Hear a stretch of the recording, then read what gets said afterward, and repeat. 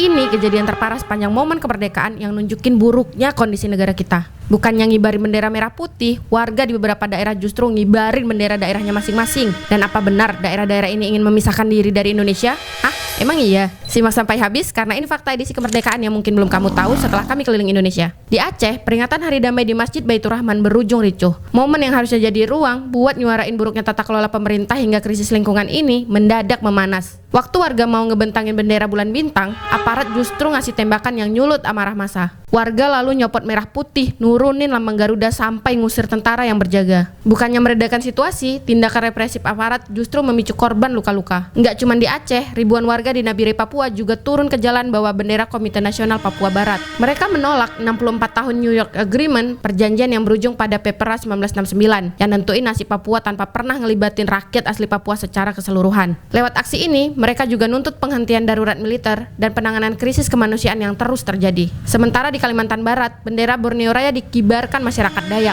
Gerakan ini jadi simbol penegasan identitas budaya Dayak, sekaligus bentuk protes atas ketimpangan dan eksploitasi sumber daya alam yang tak kunjung usai. Rentetan peristiwa ini nunjukin bahwa makin pemerintah pusat maksain kontrol yang sentralistik, makin kuat pula perlawanan dari daerah. Inilah mengapa wacana penataan ulang negara lewat federalisme makin relevan. Di buku Reset Indonesia subbab Federasi Siapa Takut, kami tuliskan gimana sistem kesatuan yang serba sentralistik justru jadi beban bagi pusat, sekaligus jadi pemicu ketidakpuasan bagi daerah. Founding father kita, Bung Hatta, bahkan pernah negasin bahwa ngelola Nusantara yang luas dan beragam akan jauh lebih efektif jika daerah diberi kewenangan penuh lewat federasi. Konsep federalisme nawarin pembagian peran lebih adil dengan memberi hak bagi daerah buat ngelola kekayaan dan perekonomiannya sendiri tanpa mendikte atau didikte oleh pusat. Dan dengan adanya pengibaran bendera di berbagai daerah, ini jadi alarm bahwa tata kelola negara kita lagi enggak baik-baik aja. Terus dari mana kita mesti ngebenahin ini semua? Share pendapatmu di kolom komentar dan mari mulai perubahan besar Indonesia sejak dalam pikiran.